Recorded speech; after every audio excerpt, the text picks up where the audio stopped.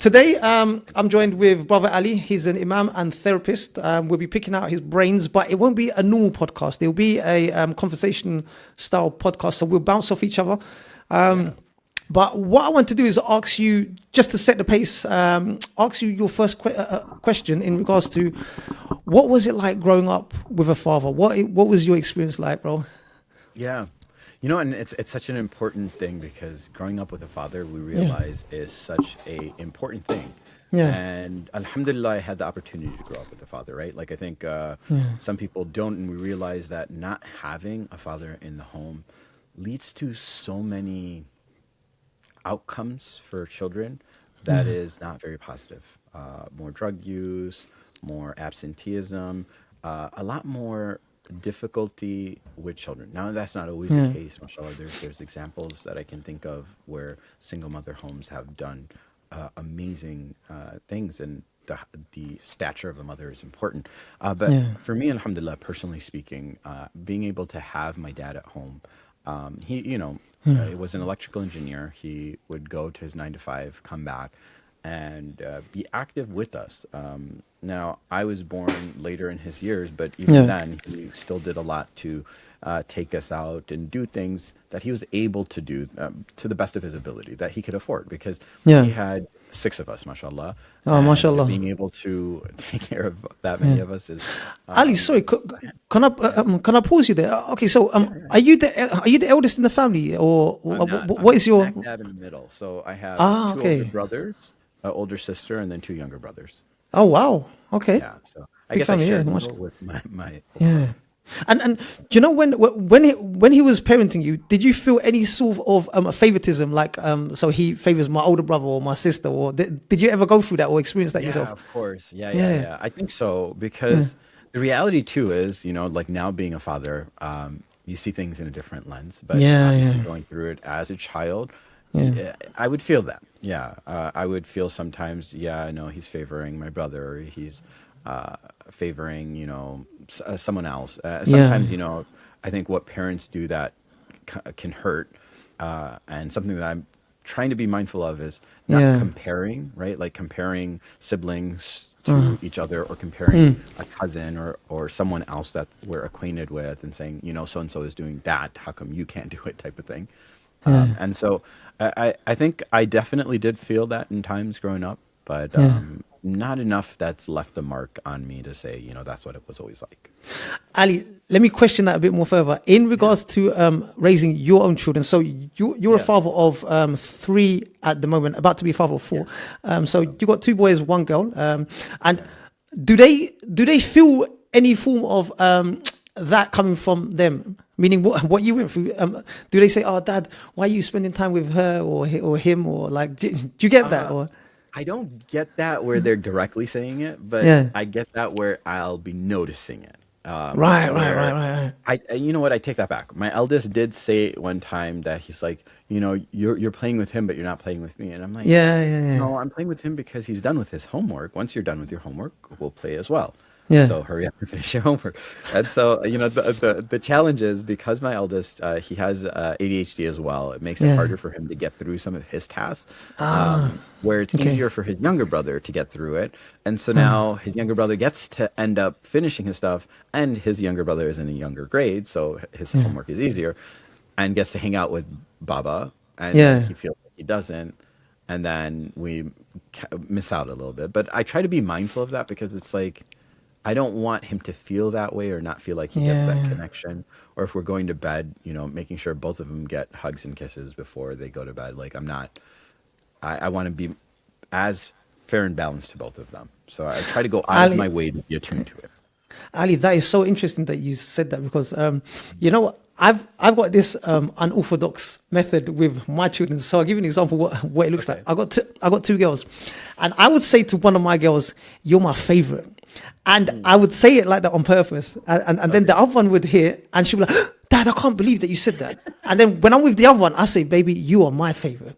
And then she's like, "No, Dad, you're lying, because you say it to both of us." I said, "Yeah, I know. Yeah." So it's like I sort of dilute what's really my whole aim is to not make them feel as if there's unfair treatment. It's just different treatment. I like that. Right. Yeah. And so I've turned something serious that could be potentially like affect their confidence later on into something playful. So I'm like, no, baby. So when I'm with this one, I would give them all the attention, all the love at that moment. And I'll do the same thing with my other daughter. And I'll make them feel, no, it's you, baby. I love you. And forget your sister. And then I'll go to her.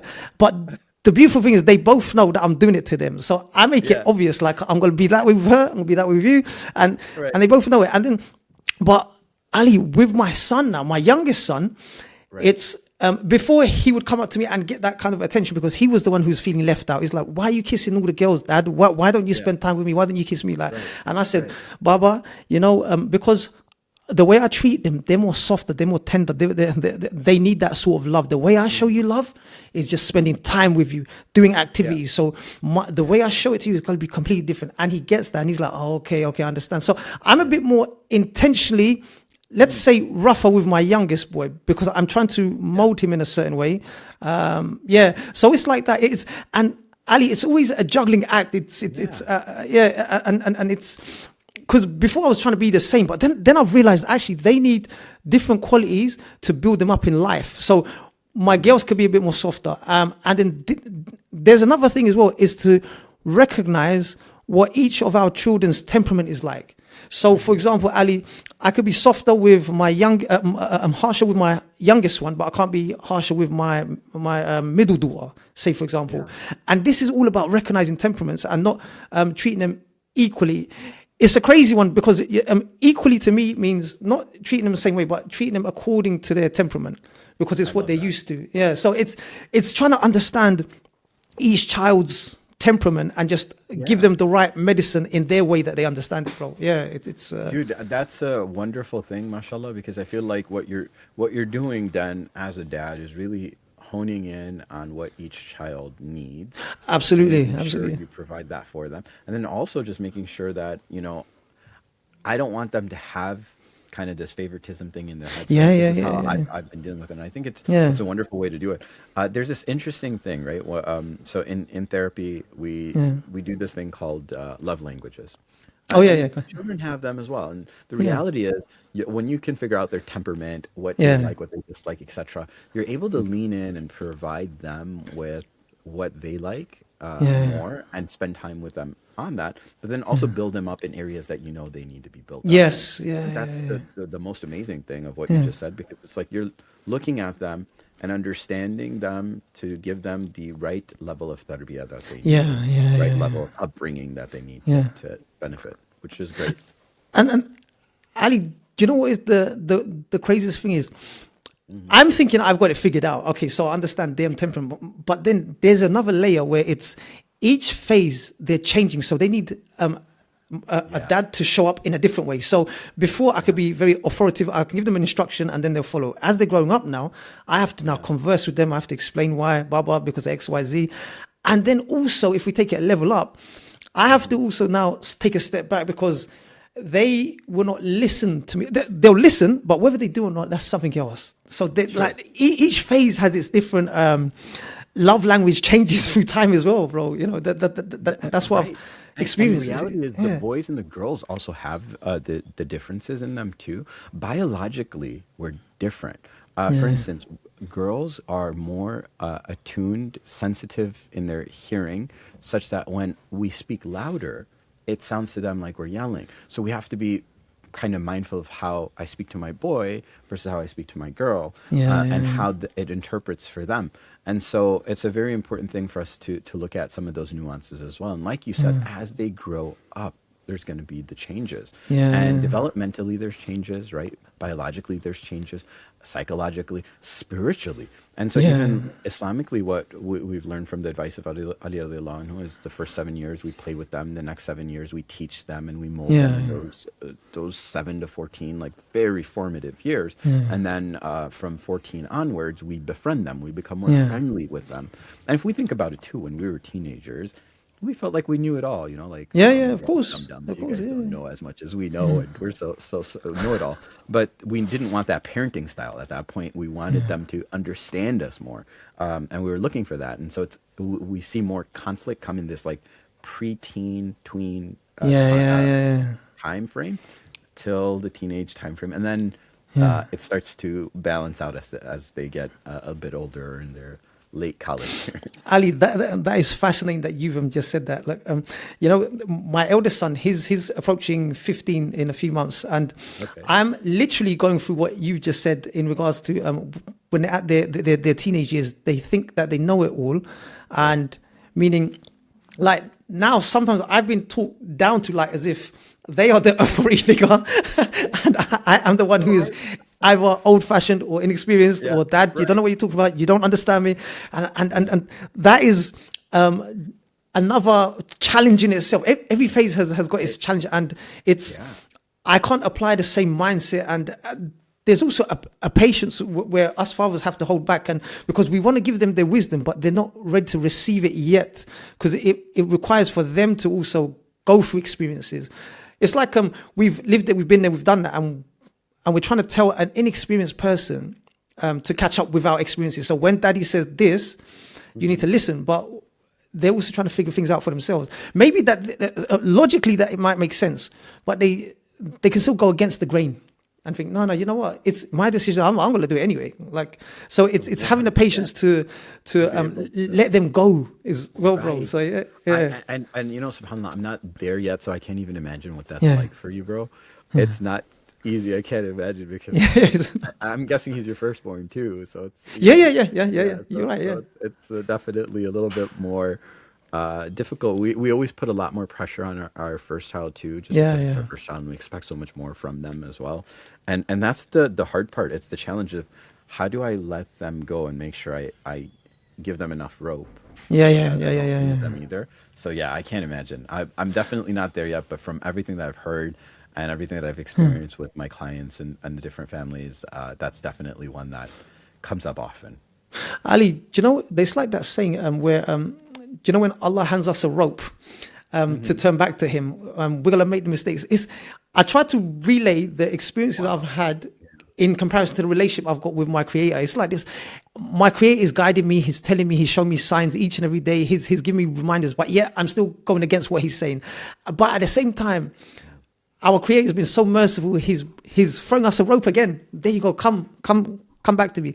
And it's that that I try to apply in my parenting. It's okay, give them the choice, give them, but you are just a guide. It's so true what Allah says, bro. We're just a guide. We can't change. We can only guide. And I keep on having to remind myself, that's right. I can't enforce.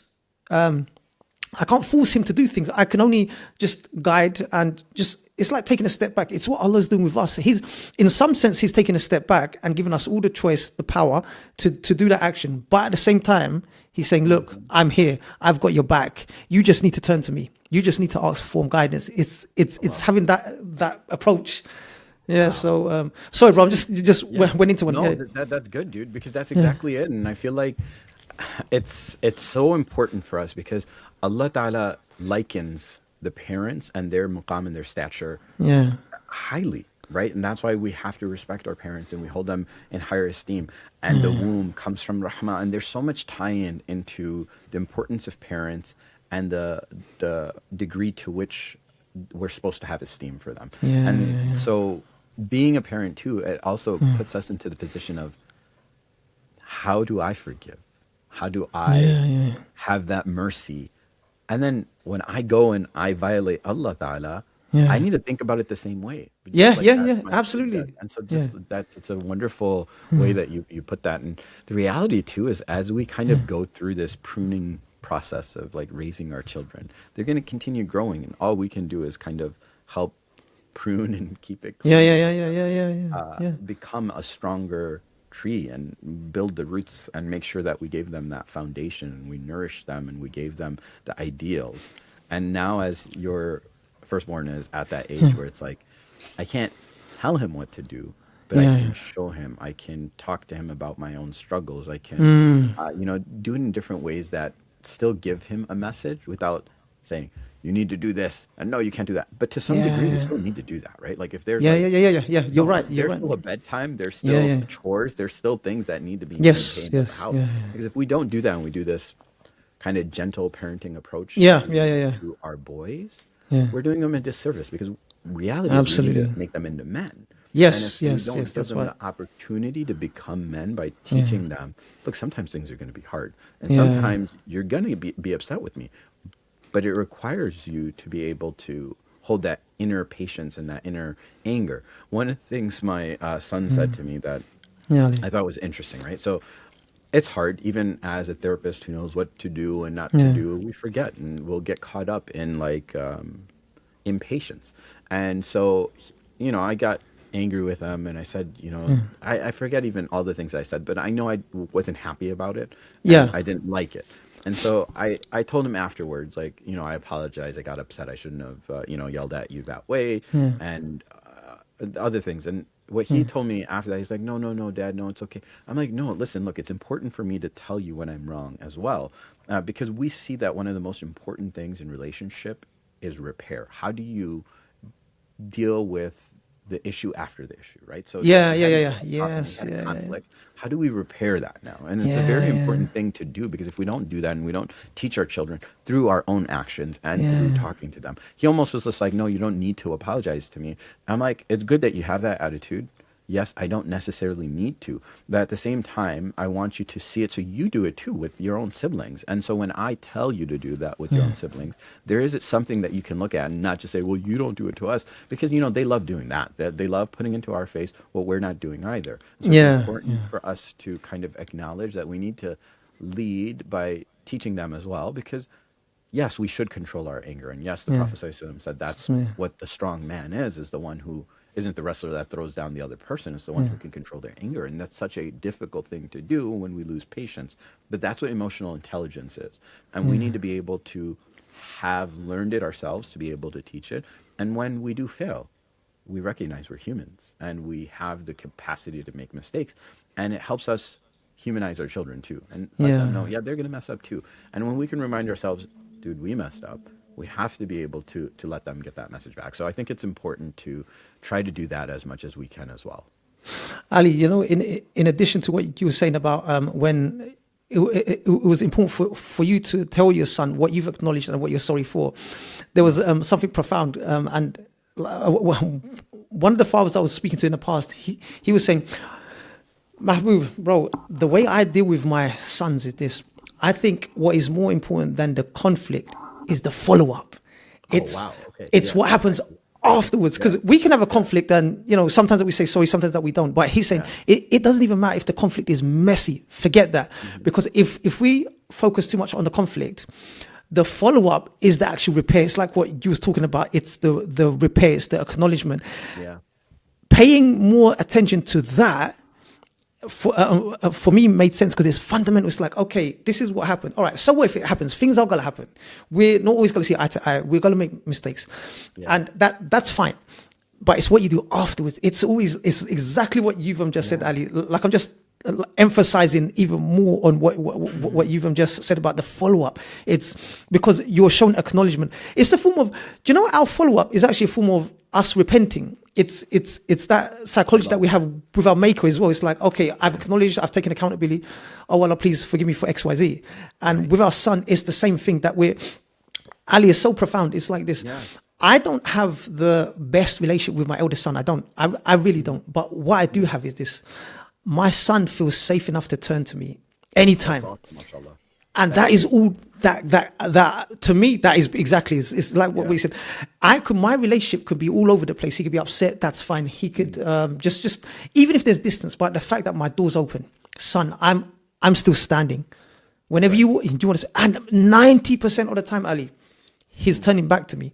He's saying, Dad, we need to speak. I need to talk to you. I want to ask you something. Da, da, da, da. So it's when we speak to our sons or our children, it's like even the mannerisms, how we come across, to give them that confidence to, you know what, me and you are not going to see eye to eye, but I'm going to give you that confidence where you can turn to me. And it's that same thing. It always goes back to our maker. We've done wrong. We feel guilty, or we just like, you call yourself a Muslim? You've just done that and you call yourself a Muslim? No, turn back to your maker. My door's still open.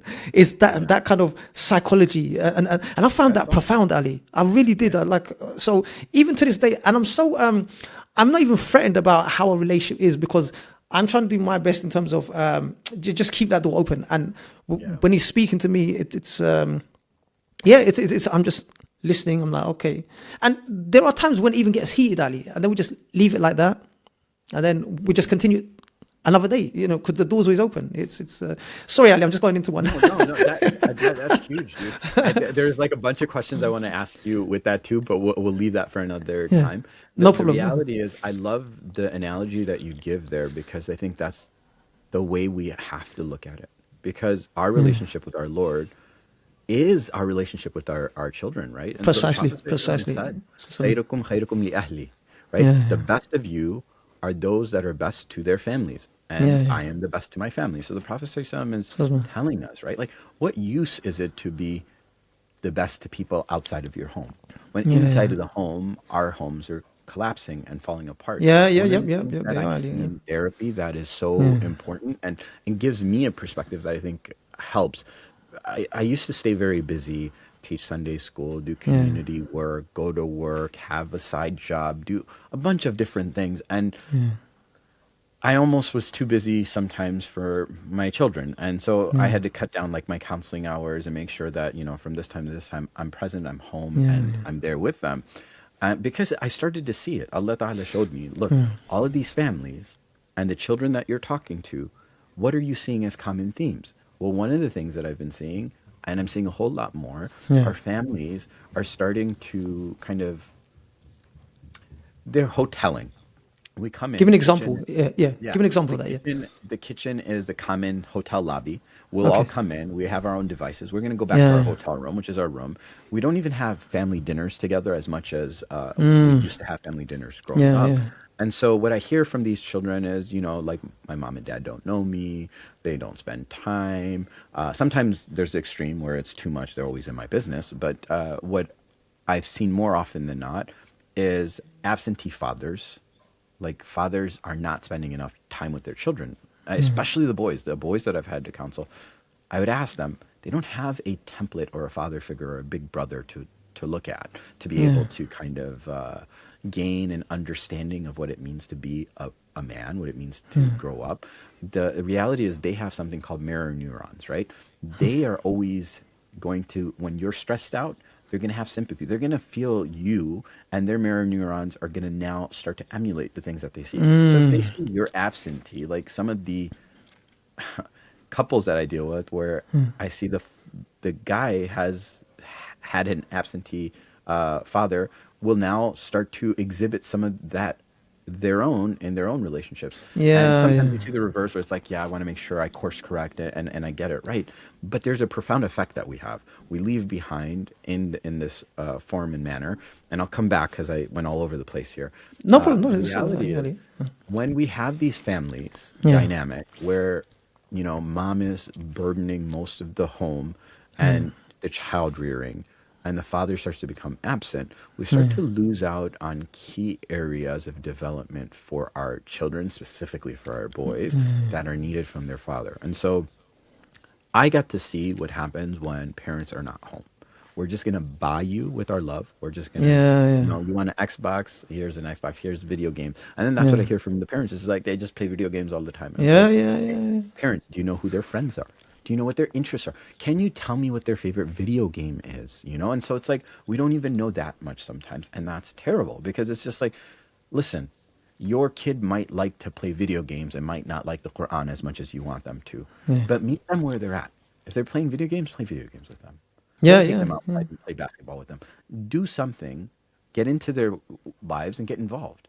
And the reality is we give up too easily. And because we have cell phones that give us dopamine dumps and easy peasy, like nice and easy, I don't need to worry about my kid. They can watch whatever they want to watch. So now kids are being exposed to things they shouldn't be exposed to much earlier on.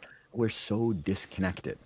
And I won't even talk about like content blocking and all of that, because that's a whole separate issue. That's a huge thing, like I have to tell parents, like, do you guys have blockers on home? Like, the amount of children that are getting exposed to things they shouldn't see earlier on is just ridiculous, or getting into situations where they're exposing themselves is ridiculous. It's really bad, and it's becoming more and more of an issue. So these are just some of the things that I see in counseling too, and some of the problems that have come past me as Ali, I want to throw a question there.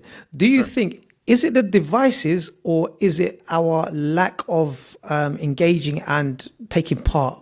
What is it? Both. It's both. But Because what happens is these things have, there's so many new studies that keep coming out, right? Yeah, Like yeah. one of them is showing how our gray matter in our brain starts to lessen when we use devices, especially as the first thing in the morning. So this is for us as adults. So you can't imagine how dependent we've become as adults, and we grew up in an area where we didn't grow up with this, right, where we weren't dependent on it. And now children are growing up and they're able to just like swipe and understand how to do everything, and we're like, dude, we're still figuring it out. Yeah, yeah, But the yeah. reality is, for them, part of their brain is enmeshed already with their devices. And the Yeah, scary part is, because there's this dependency we start to have, like, you think about it too, right? yeah. Do you know of a time where you used a physical map to get around? Did you ever do that? Back in the day, but yeah, that Back in didn't the day, last right, long. right, Yeah, right. yeah, We yeah, were yeah, yeah. young, for Yeah, sure. But you looked at a map. All right. yeah, yeah, Then we had like Google Maps and other yeah, mapping yeah, agents come out. So there's certain routes that like I got to get to my uncle's house or I'm going to my friend's house. I don't need to turn on my map to do that. I just yeah, yeah. know how to get there. And so there's this. I just did it automatically. Then it's like, wait a minute. Now I encountered traffic. Now I'm going to start doing this. Now I'm at a point too, right, where I have to actively remind myself not to just always use a map. Like, if I know where I'm Ah, going, yeah, yeah, yeah, yeah, get my yeah. dependence off of it, right? So we see, just as just one example of where we see some technological dependency that we're having, where we're outsourcing a part of. Now, I'm not saying it's always bad. Sometimes it's good to be able to do that because it's more efficient. It's more efficient for me to just turn on the map and make sure there's no traffic and whatnot. But okay, once I've done that, then khalas, I should be able to turn it off. I don't need to necessarily do that. What that does for me is it makes me present. It forces me to have to pay attention to the signs, the roads, and everything else, because our brains are becoming less and less present. And that's kind of why a lot of, like, the handle that I've been using, a present heart. I say heart because for us as Muslims, our soul lies in our heart, and this is where a lot of presence is. They actually say there's neurons within our hearts too, so it's such a central place for us to be able to connect to. But the reality is, let's just talk about presence, awareness, mindfulness.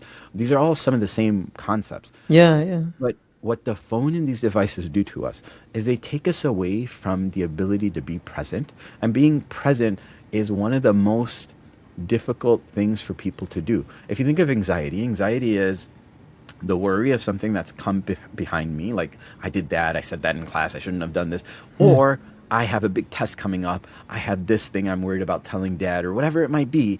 It's that future worry or that past error. And so anxiety, we're lost in these thoughts. And we sit there ruminating, and that's what rumination is. Ali, can I just add? Can I just cut add? me off. Like, you're triggering all sorts of questions that I want to fire at you about that. That is so fascinating because, Ali, what the things that you said actually made me think about ChatGPT. Believe it or not, it made me think about all these apps I'm using.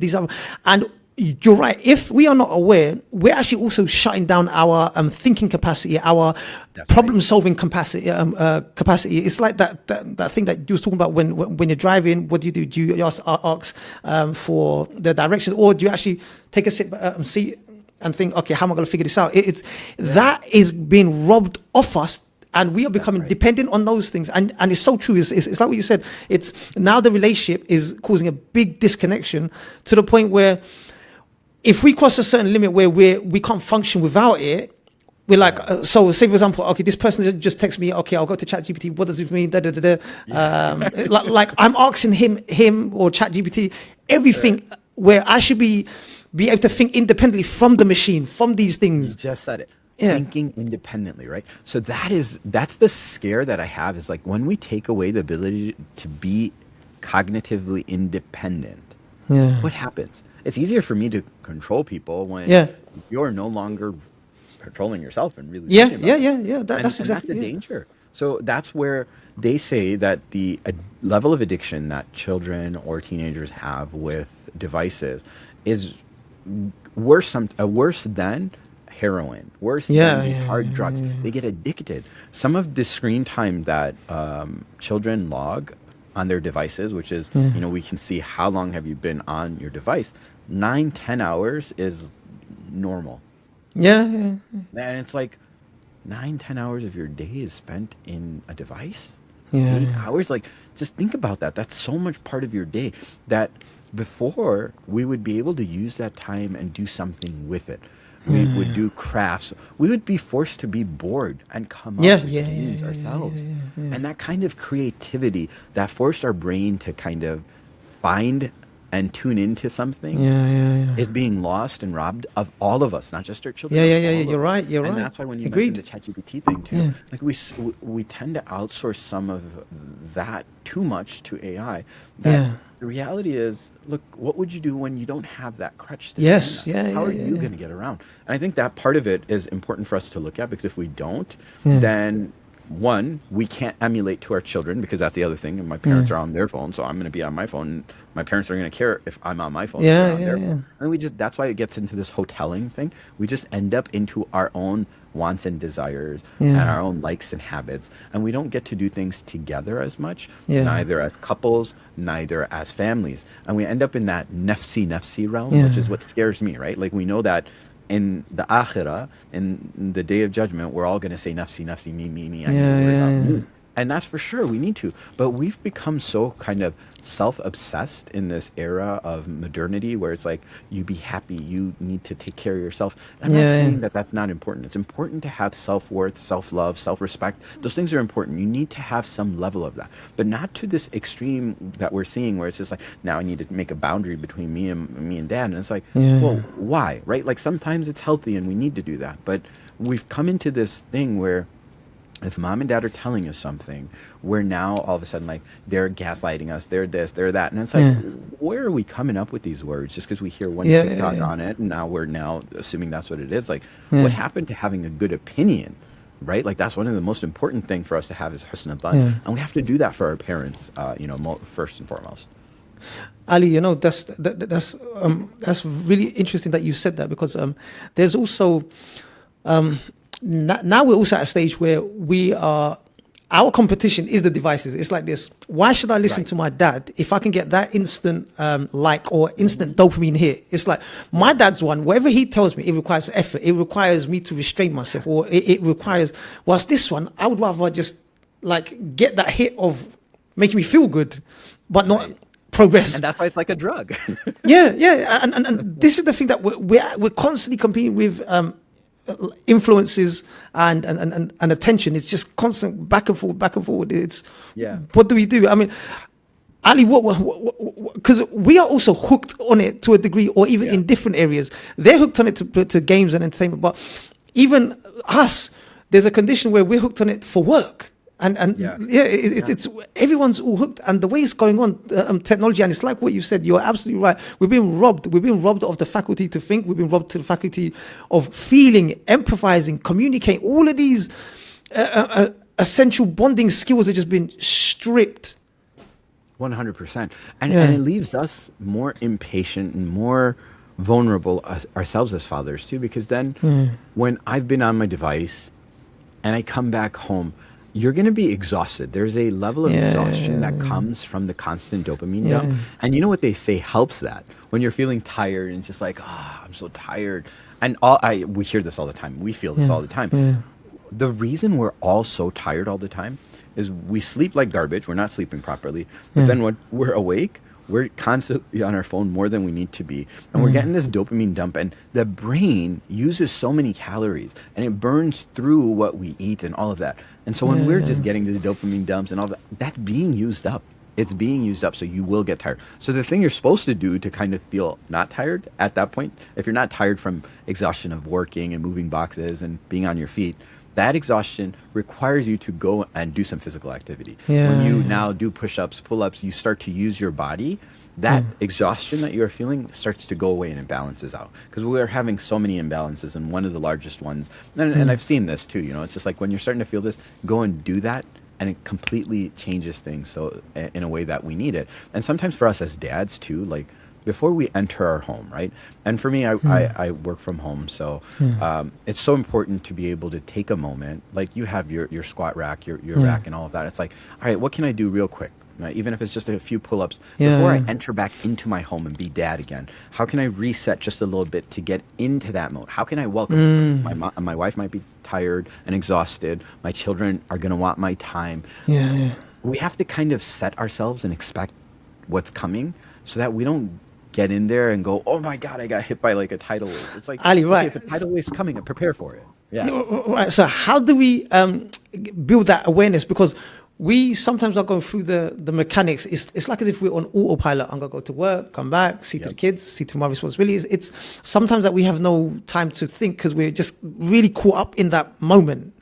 Like, what do we do? Like let's call it disconnect from these responsibilities and stuff. Disconnect to reconnect to the new responsibilities. They're transitions, right? And the reality is we need to be mindful of what that is. So whether it's on my phone, 5 o'clock is when my day ends, I get an alert that says, take 5 minutes, pray your asr, or reconnect with your family. Like, meaning we have to build in a routine. So it could be with salah, because I might have to do salah. But obviously, if it's salah, let's do it with our children, right? We want to be able to show them that. So how do I sit down for just 5 minutes and say, all right, like my day is done. Alhamdulillah, I was able to do this, this, and this. And this kind of falls into muraqabah as well. Like you're kind of thinking through things in your day, and it's meditation. You want to just pause, right? Like, so if I just pretended, all right, I'm done for the day. I'm going to sit here. I'm just going to say, okay, what was good about today? What was stressful? It was difficult having that conversation with my boss or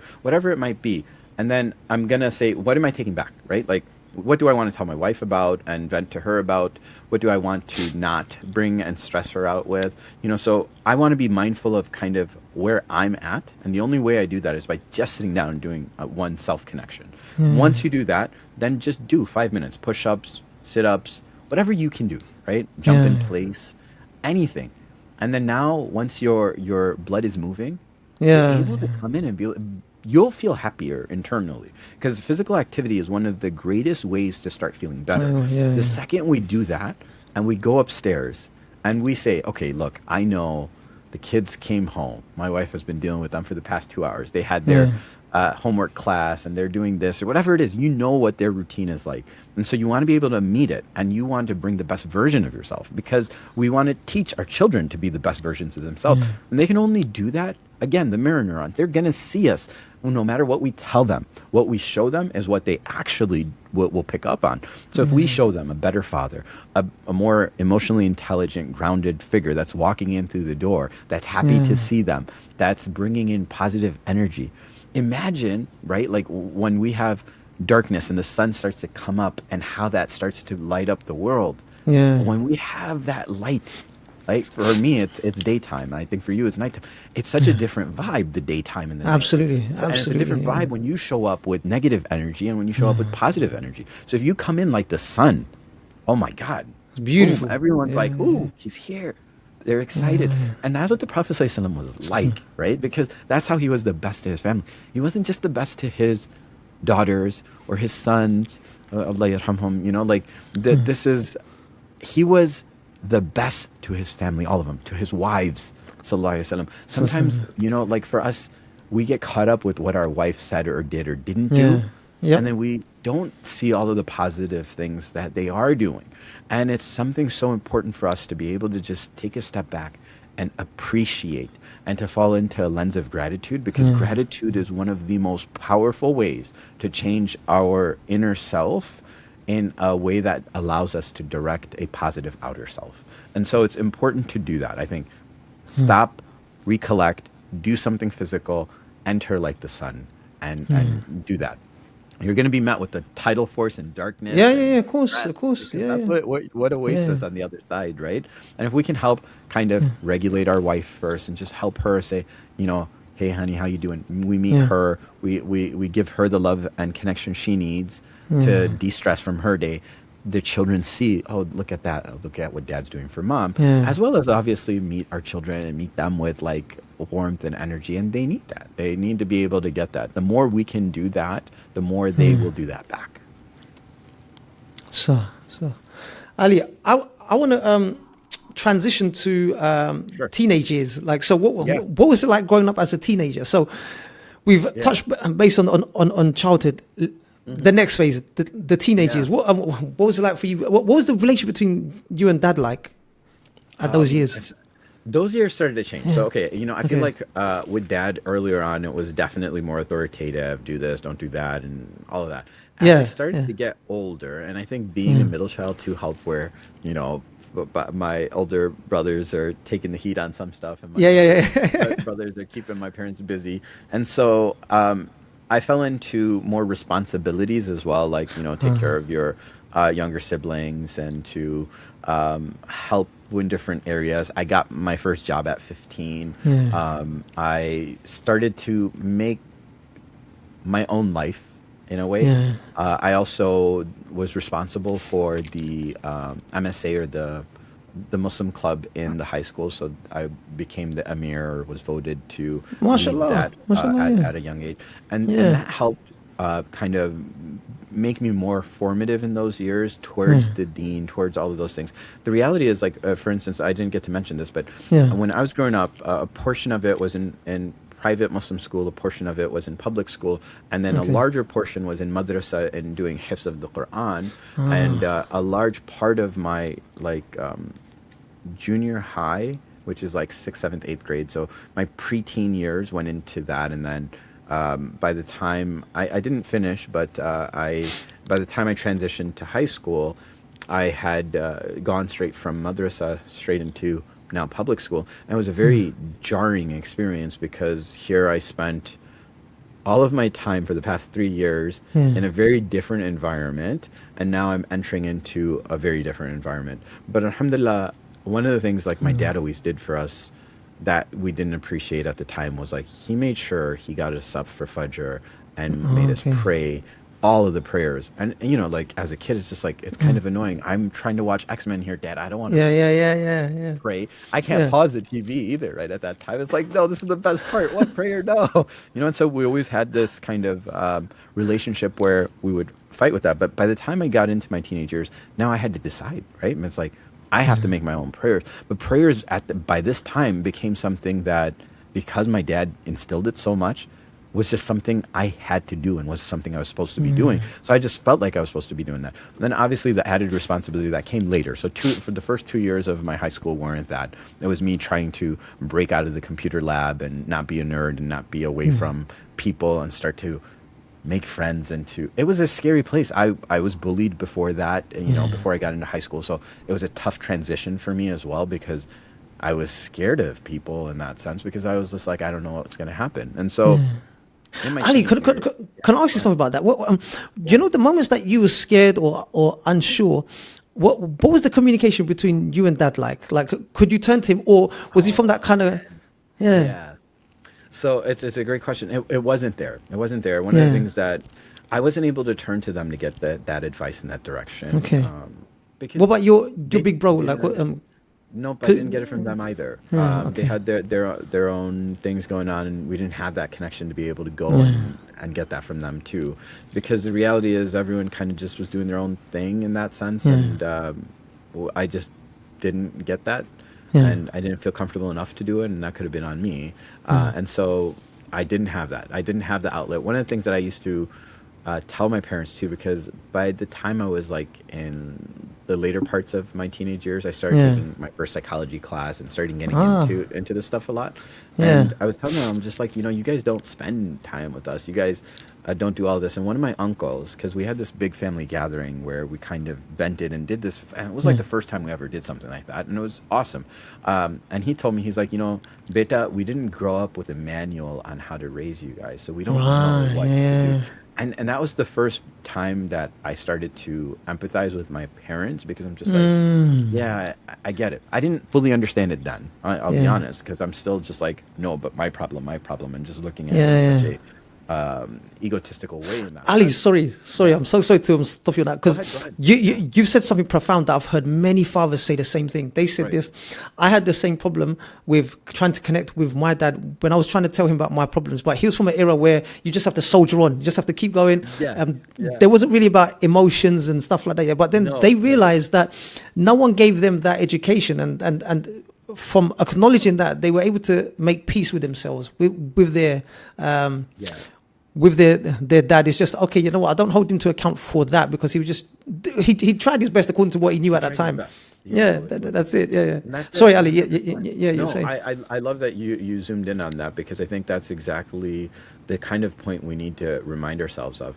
But as we kind of think about it, and as I went through the rest of my teenage journey, I started to be able to appreciate the sacrifices that my dad was having towards the end of my teenage years and the beginning of my college years. But in between, so it's like Dad was there if I needed something, but he let me be and allowed me to kind of grow and just. That's beautiful. I didn't have to worry about much, and instead he would give me responsibilities of do the homework with your sibling, or watch over this and that. And so I had to take on more of a fatherly role for my youngest brother too, which was something that I think started to happen kind of the beginning of in my teenage years as well. So I want to fast forward a little bit to so now that you've just gone through the teenage years, we're transitioning to early manhood. What was your identity like? Did you identify yourself as a Muslim? Did you identify yourself as someone who's trying to blend in with the crowd? Like, how did you see yourself at that time? Oh, dude.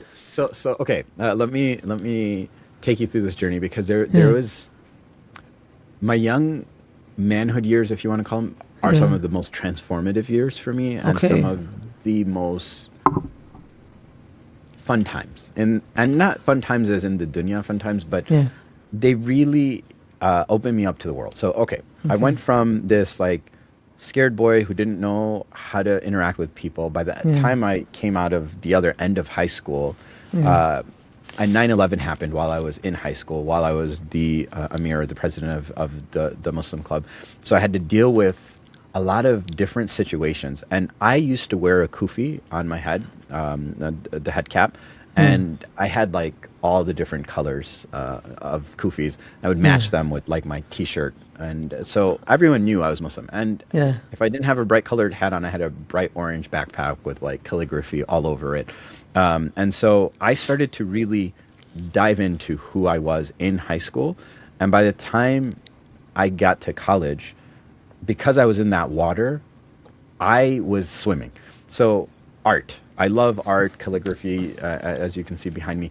It's something that obviously growing up, it's we don't do art, we don't do psychology, these are things that are very anti our community. And so those are the things that were completely me and that I still leaned into, but I was always finding a way to be me in a way that allowed me to be me and still make my parents happy and do what I needed for their sake. So by the time I got into college, it was something I knew I'm Muslim, but I didn't have to be the Amir of the Muslim club anymore. And so I didn't wear my kufi as much. I let my hair out. I didn't, I was getting to be me in a different way, but the identity of Islam was so embedded in everything that I did up until that point that, alhamdulillah, that foundation was set. And so that defined me, but it allowed me to be more present with a whole lot more non-Muslims as well, because otherwise before that, if I just isolated and stayed in this bubble, that's what would have happened. So I was able to do da'wah, I was able to, get out of my shell. And then I did my study abroad. For the first time, I went into Ireland, and I lived in Ireland for a month and a half, and I did a summer semester there. And then that was the first time I was like, okay, I love this. I love the world. I want to get out. I want to see more. Then I went to Egypt, 7 months there. I got to study Arabic, study calligraphy, study Islamic sciences, while still doing my college courses. And so I started to... You went in deep. I went in deep. You went in the deep. That's what I'm saying. I love these waters. They're so awesome. And I fully got to immerse myself into what I like. It was hard. It was challenging. It's not easy leaving your family and friends and going to a different country and starting over there, like it's difficult. But I started to embrace some of the challenges. And then this is what helped me just be able to tackle anything. One of my friends used to tell me in college that it's just like, bro, you don't get stressed about like the test or this or that. I'm like, nah, whatever, whatever comes, it's all good. I'm going to meet it when Ali, I get there. Can I ask something about that? Where did you develop this confidence? Because you have to be really confident to be able to do those things. You have to be quite resilient. Where did this get developed? So, I think if I had to look back on it, I started to get I'm very curious. I think my curiosity is what allowed me to take on these things.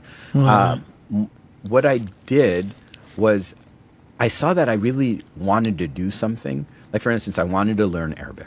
And so I'm like, let's go to study it. And I wanted to study Islamic sciences. Let's go and study it. Like, the desire to do something required that follow through. And what I found myself doing was, because I got curious enough about a certain subject, a certain thing, I started to look into it and I started to do it. For instance, parkour. Parkour didn't exist as a name as it does now, but I was always interested in doing those things. So I found myself on top of buildings, using balance, like doing these things that I just was fascinated by. But I let myself fall into doing these things, and because I didn't have like a cell phone that kept me on the couch, I was forced to look outside and just see things and do things. And I think that's what allowed me to fall into that habit more and find myself. So there's something that's bugging me, and I need to ask you this because it's profound. It's standing out. To me, it sounds like the work that you was doing, whether you realized it or not, it sounds like ummah work. Ummah work is what I mean by that. It's did you see some kind of bigger cause for this immense studying, this immense dedication to just improve? Because there's one thing doing it for yourself. It's like, okay, I'm going to do it for myself, and it stops there. But to make those kind of sacrifices, to me, it points out like you've probably identified something, or there's a bigger goal than you. Whether you may have realized it or not at that time. I was influenced by kind of the things that were happening to me. Going through high school and being the president of the Muslim club, people naturally came to you with their problems. Okay, so that's kind of my first foray into dealing with people's problems and how they're dealing with their parents or whatever issues they might be having. And that's kind of what led me to say, maybe I need to take a psychology course. And that's what I did. And I started learning, okay, so this could help them, and then I can start doing it. And then by the time like I got into college, like for instance, the Islamic sciences piece of it, I always wanted to just do that for myself because I started to fall in love with Islam and the deen, and I still love it to that degree because it's something that there's so much to learn, and the more you learn, the sweeter it is, and the more you realize you don't know. And so that part of it was there. And then like later on, so I'm just going to fast forward and then I'll rewind again.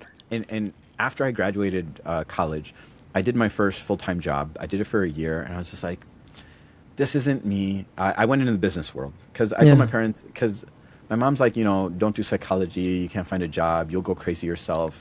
That's just what I heard. And so I was like, all right, cool. So I went and got a corporate gig and did that for a year. And I was just like, this is not me. It's not working out.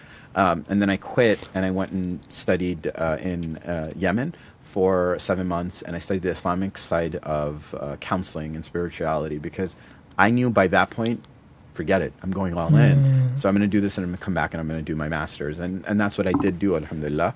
And that allowed me to fully fall into doing the ummah work and realize that. But I think as I was going through it in my early 20s, I didn't necessarily know that. I didn't know that this is what I want to do. But some of that stuff allowed me and bred me and shaped me towards it. That's fascinating. That is absolutely fascinating. Alhamdulillah, it worked. Alhamdulillah. Like now, when we look at it retrospective, we see it. But for me, those 20s, those early 20s, were the most formative times because that's when I did get to travel, I did get to study, I did get to do all of those things, and I taught myself, you can throw me anywhere in the world, I'll figure it out, and it allowed me to have that confidence to be able to do that. And so I think that's because of it. why I was able to be lucky enough to have those opportunities at that time that shaped me the way it has. Ali, so we now move on to the next. What was it? I've written something down, but okay, no, I covered confidence because. Sorry, Ali. What's No, you were speaking? Yeah, I was just taking notes. Okay, actually, yeah. Ali, okay. So what I want to do is I want to delve deep into so your marriage. So now we've come to a different transition in your life. What led you to marriage? So okay, I always wanted to get married, right? I think being a young adult, it's always hard being a young man and not having a relationship. Like there's this desire that we have, and so and I had it just like everyone else. The thing that helped me keep busy was going and doing the studies and doing these things. It allowed me to have that. But I always told myself, like by 25, I'm going to get married.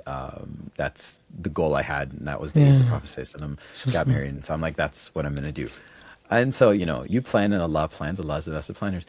I could not get married for the life of me. So like I tried, like I was going through the different ways. And back then we didn't have apps and things of that nature. But I was involved in my mosque, my local mosque.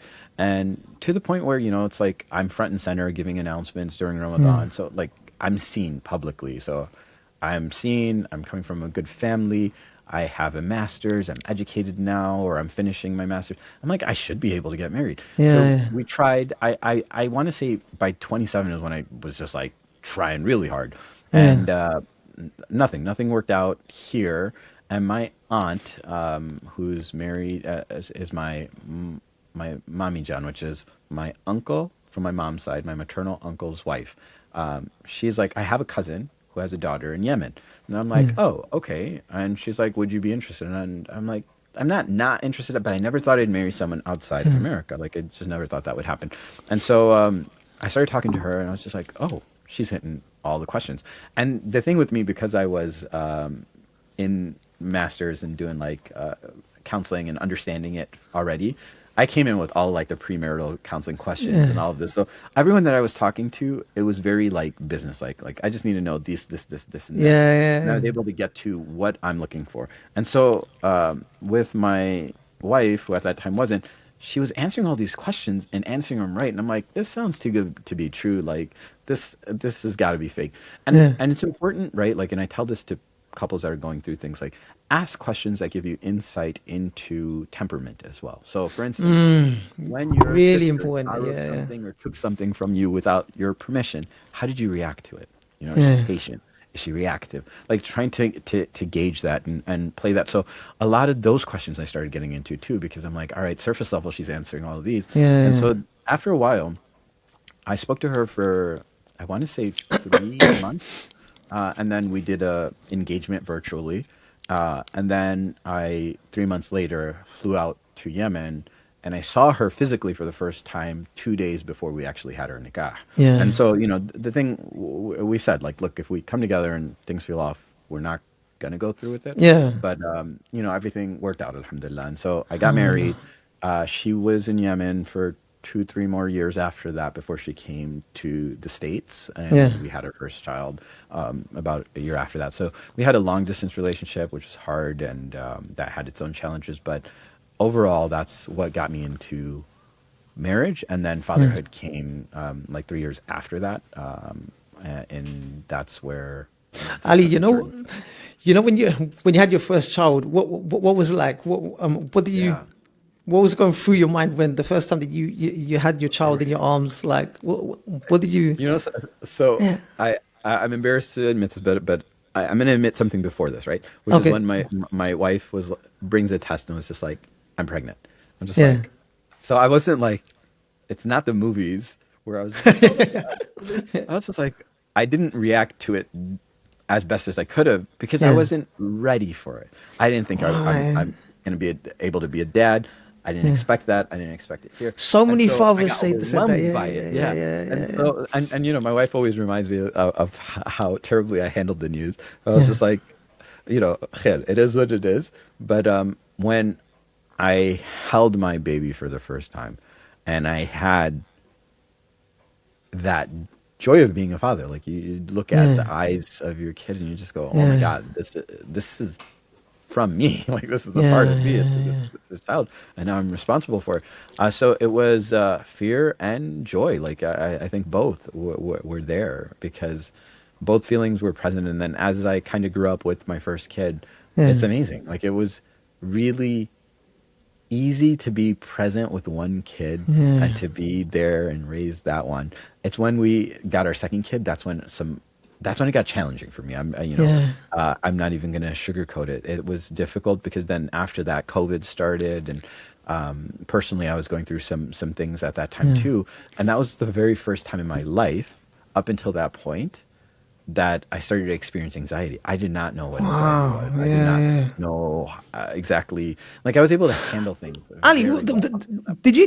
What was the cause of anxiety? Was it the fatherhood aspect in terms of that you're now responsible for two children, or was it just you was juggling a lot of things at the same time? Your work, your studies, your exactly what it was. So work was difficult. Then the community obligations. There were some things that happened there that were very difficult to reconcile for myself internally because I gave so much of myself to the masjid and the community work that if something was to happen there, it will hurt me more. And that's what ended up happening.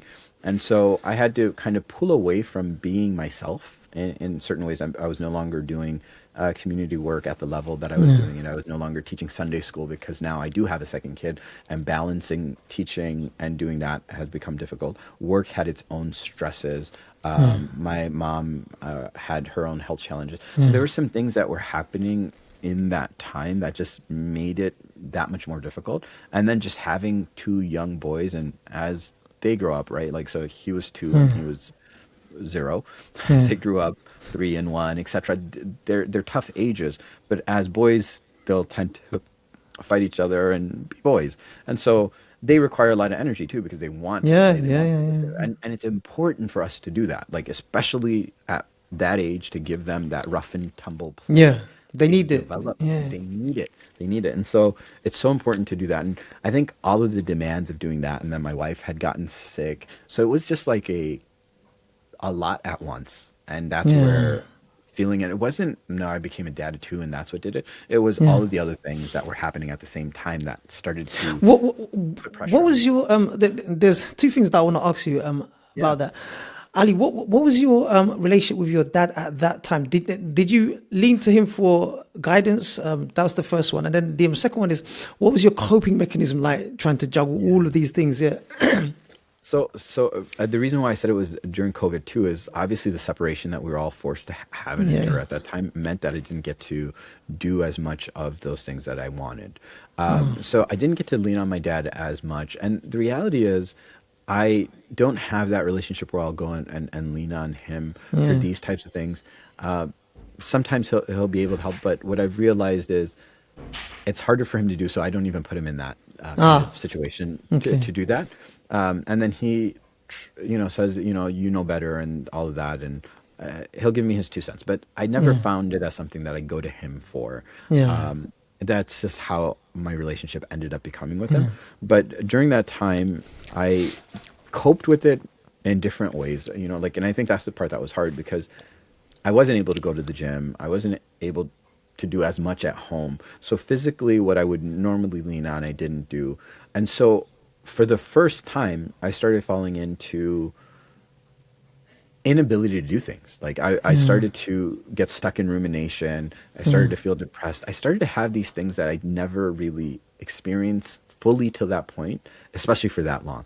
And so I think I didn't do well. I didn't do well. I had my moments where for larger periods of times things didn't go well. But then after some time, I was able to recognize it and start to understand it and start to correct it. And that's when it started to change. So like starting to journal about things that are in my head to get it out of my head helped. Starting to exercise more, whether it was just at home because I couldn't go to the gym. I got like an app that did like calisthenics exercise, and I just started doing that at home. Then I started to make it a point to whatever I'm feeling, I don't care. I'm going to start going and playing with my kids regardless because I think that's going to be important to do. And so I started to do that stuff more, and that kind of started to help change things in a way that allowed me to see things differently. And it took some time. It took a few years to go through COVID, to go through all of that till I came on the other side of feeling better and out of the water. Ali, I was going to say, okay, so you're at this place now, and what does the management system look like inside your home between the children now? So like, do they fight more, or when they do they squabble, or like what your approaches in terms of just trying to manage things inside the home? What was it? So, one of the things I've done, especially with the boys, right? Like, they share a room. They share everything, pretty much. They have some things that are their own, but what I've tried to do is make sure that they know this is your brother, this is your best friend. This is going to be your ride or die. No one out there is going to be more important than this, and you need to make sure you maintain this relationship. And so I kind of force it on to them to do that, and because of it, they've found a way to be able to, of course they squabble, of course they fight, but it doesn't happen so much where, it's become so annoying to me. Obviously, as they grow up, I'm going to start seeing that more. But the reality is we give them time to themselves. So now they'll have sleepovers where they have a bunk bed, but they'll sleep over and they'll have like story time and they'll make a fort. And I encourage them to do those things, and I encourage them to lean into each other. And even if they tattletale on one another, I tell them like, listen, look, you always need to get your brothers back. But thank you for telling me, that I didn't need to know that. But it's one of those things that I try to reinforce that to them. Now, as they're getting older, I'm starting to see this with my eldest, where he's getting annoyed now by his younger brother. Yeah. That's interesting. You said, he wants to do the same things I want to do. And so he feels like his identity is being taken by his brother. And I was just interesting. Like, I know what that feels, interesting. I felt it too, right? Like I know what that feels like, but I want to make sure that they don't fall into what I might have fallen into with my siblings. It's like, no, look, like despite all of that, you're still going to have to grow through this. And yes, he's going to be annoying. And then I try to remind him, like, do you know how sometimes you can do that with us? Or you know how you can piss us off and and he's doing that to you. I was like, look, this becomes a reminder to you as well that everyone does this. You do it, I do it, he does it. And we have to learn how to bardash it, to deal with it, to be able to, say, okay, yes, that's annoying. Talk to him nicely. Find a way to do. I told him nicely a minute. I'm like, I get it, dude. I understand. Okay, then walk away. If you said it a few times, then you need to walk away because you can't control this. Just control what you can control. So I try to reinforce, like, control what you can control. You can control yourself. You can't control the other person. And so if he's annoying and you've told him, walk away.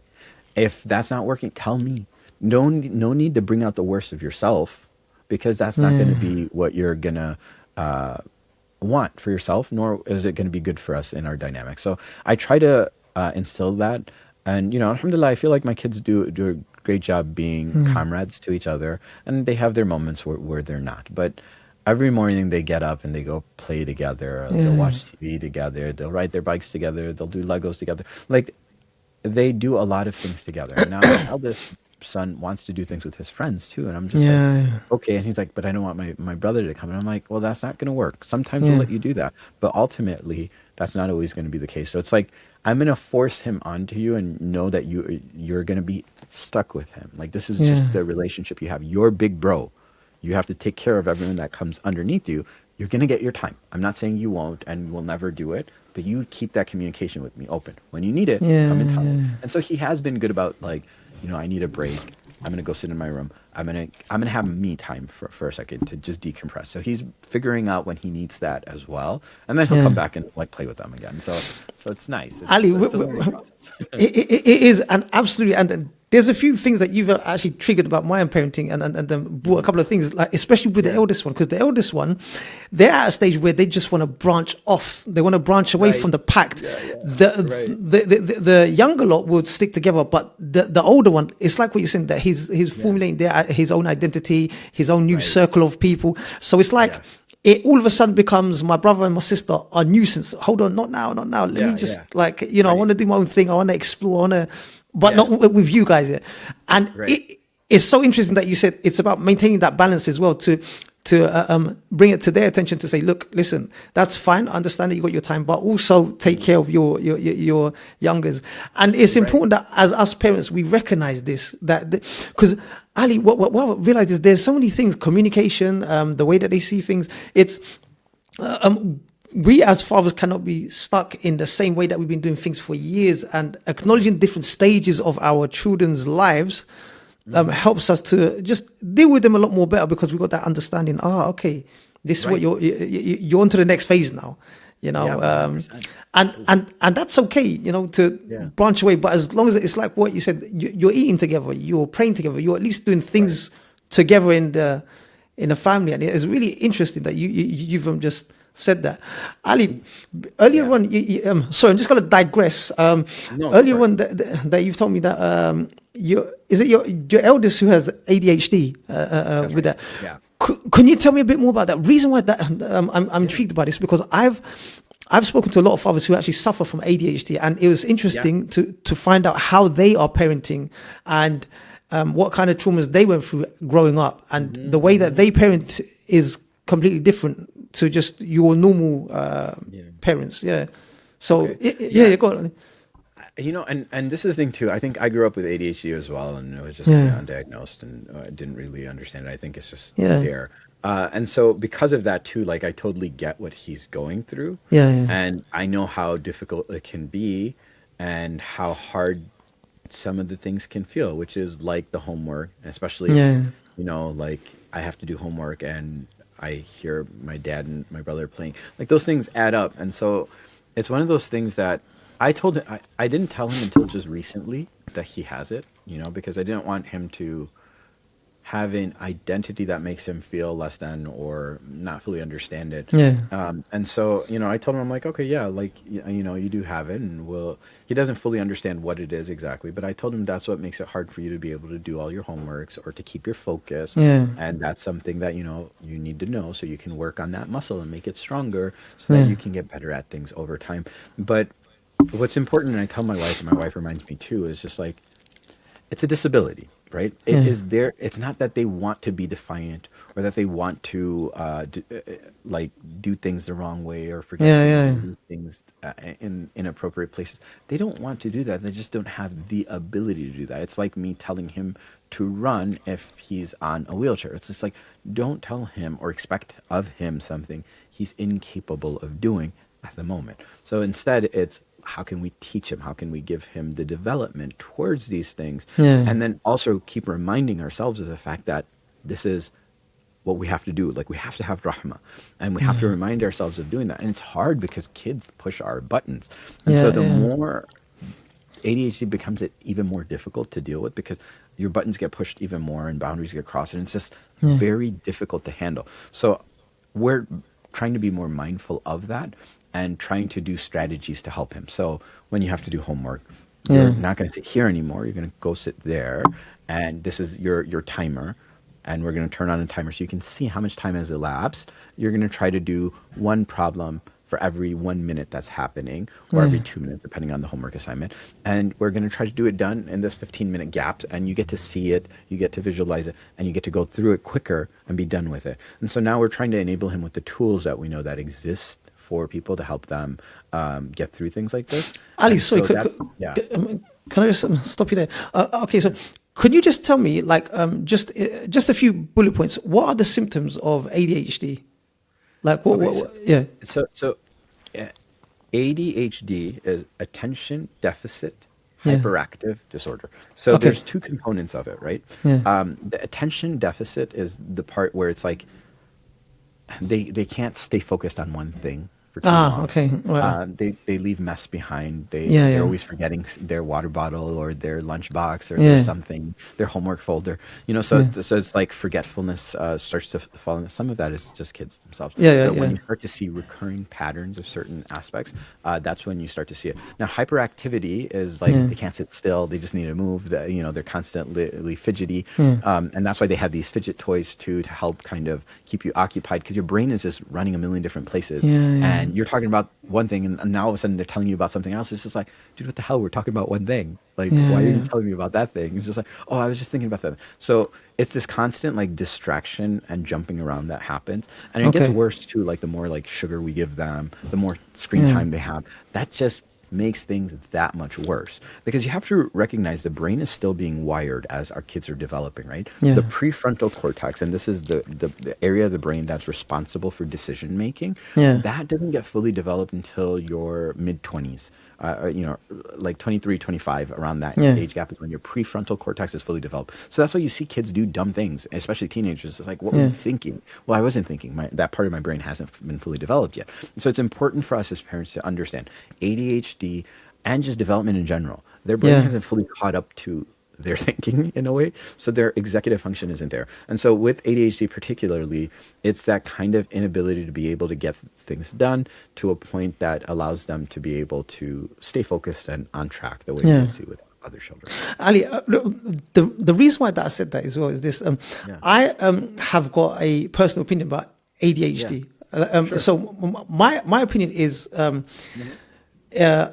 believe that ADHD, this is just a theory, and right now I'm just trying to question things and just, I don't even think that's a condition. I just think that's, everyone has a unique way of learning and adapting to things. And what enforced this was, once upon a time I heard a talk by this coach called Anthony Robbins, and he spoke about a case that he was dealing with, a child that got brought to him, and he had ADHD, and everyone told him, look, they writ him off as like that he doesn't get on with the homework, that he just been you can't get him to just learn nothing. He just wants to play and stuff like that.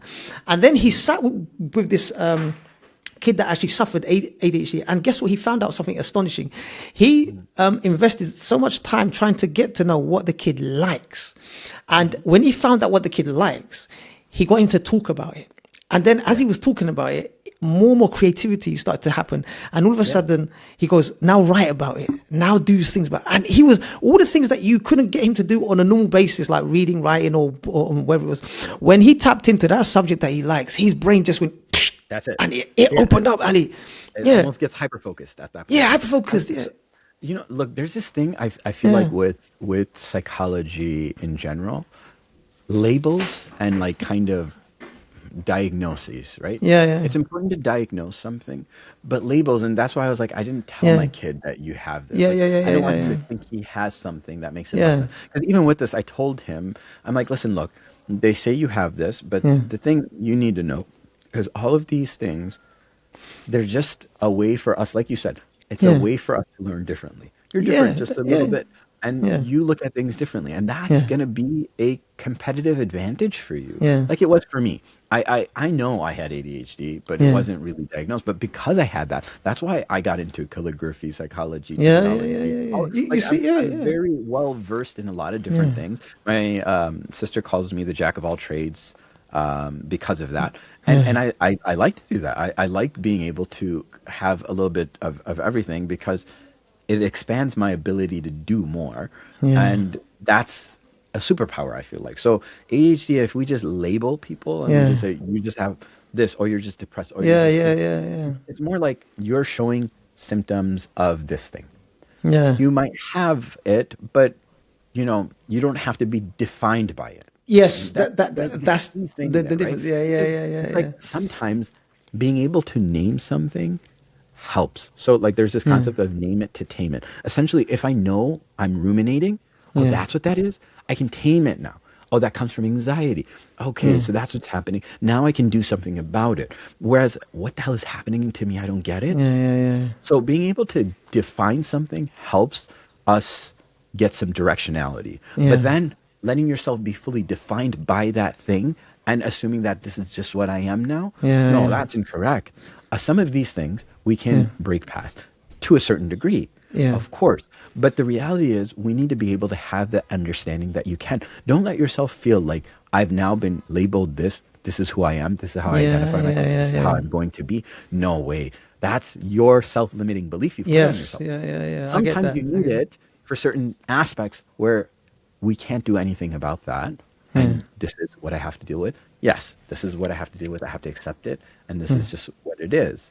But there's ways out of a lot of this. Just because I said you're depressed doesn't mean you need to live your life that way the whole time. You're in depression. Here's a pill, just keep eating. No, there's plenty of ways that besides a pill we can get out of depression and not be depressed anymore. And if we start doing those things, then you'll be able to get out of it. But if you just said, okay, this is me, the doctor said it, all right, then you can choose to be on that prescription for the rest of your life, or to say, I'm going to do something to better my own life and to get so it's like trying to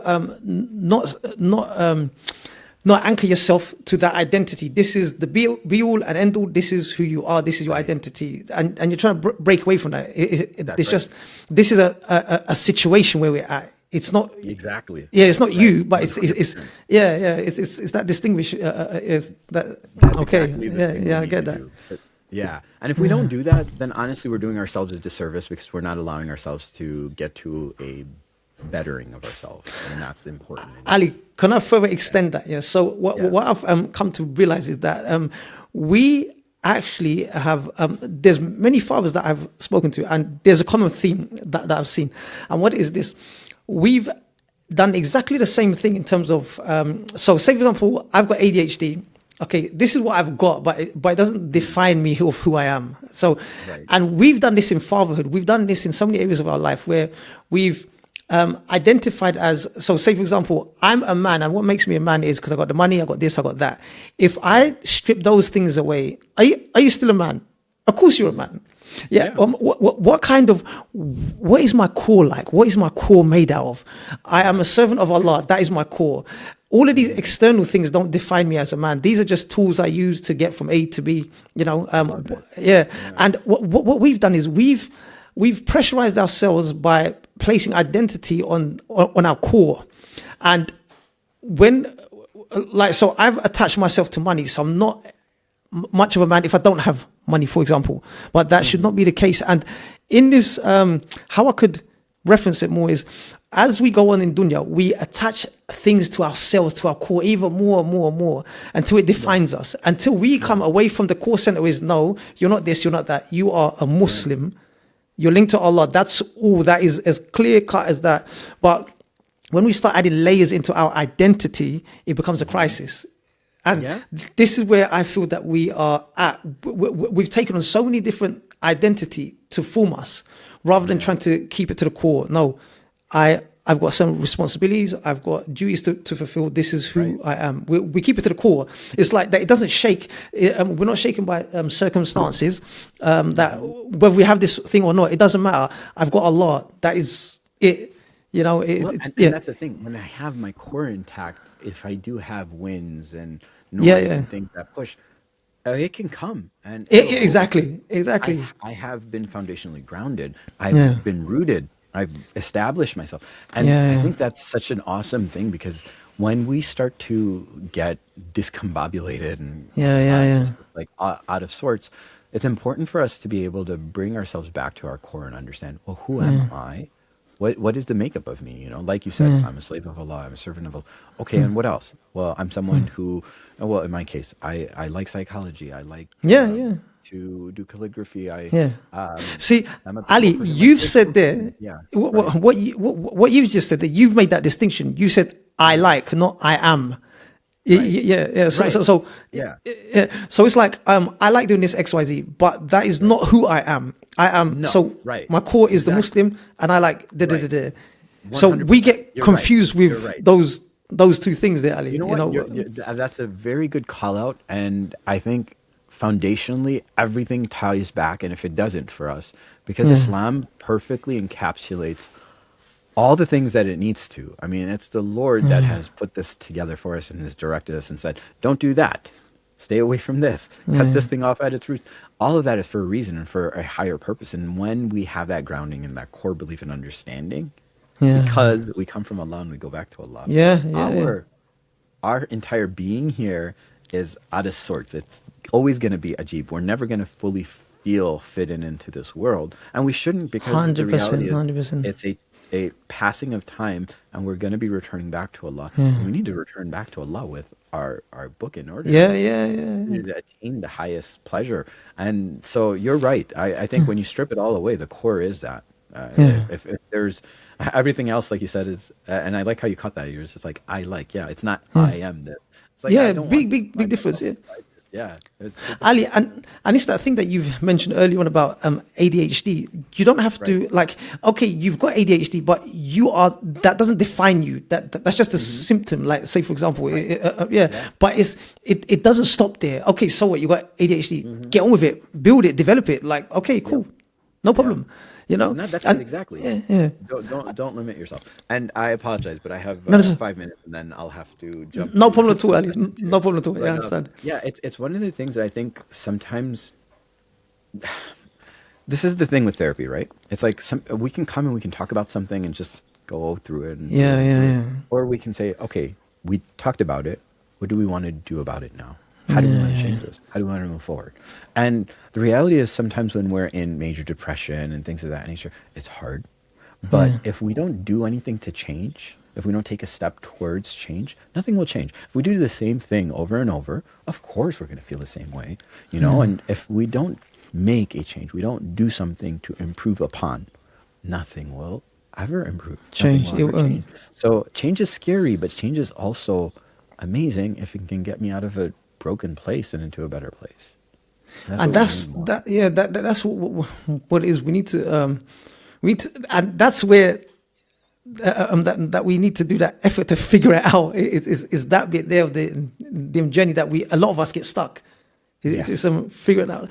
Ali, I want to sorry, go on.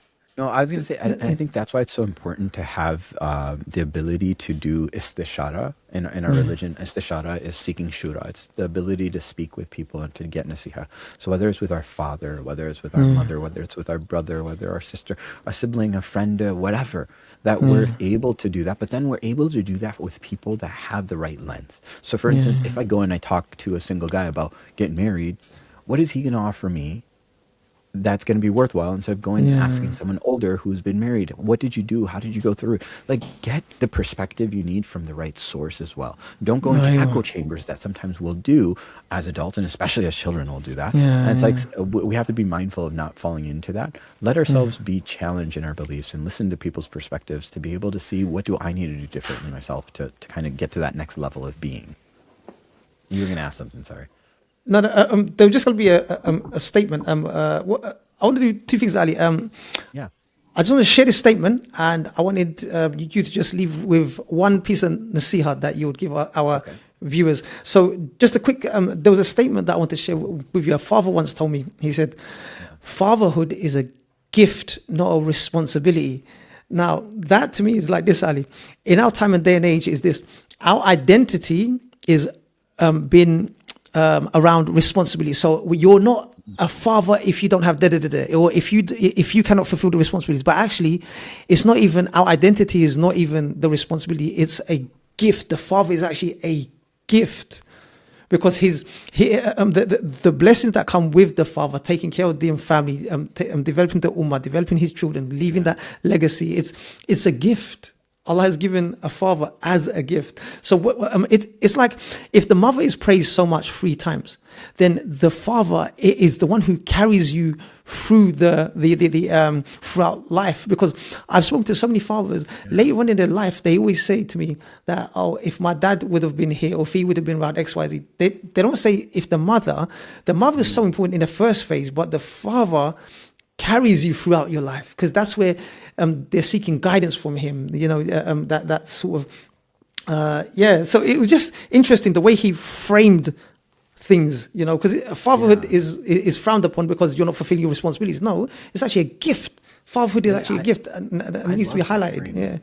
And I think that's the reality of it, is we're going to feel the responsibility and the weight of it regardless. If we remind ourselves too that it's a gift, and the time with them and the time we get back from them and everything that we get, it's 2 ways. It's not just one way. And you're just like, that's why the children become the coolness of our eyes, because they are going to make us feel happy. They're going to make us feel loved and wanted and desired. Like, how amazing is it when you walk into your house and they're like, blah, blah, blah, blah, and they come to you. When you start losing that, how does that feel, right? Like it's big difference. And so, like one of the things I think as dads, like, and I said this to the fathers that I hung out with the other day, we have to be able to give ourselves some grace, and we have to be able to understand that we're doing the best that we can, and it's okay. Yeah. Just like we would give grace to our toddler who's learning to walk, and we're cheering them on, and when they are standing, we're so happy.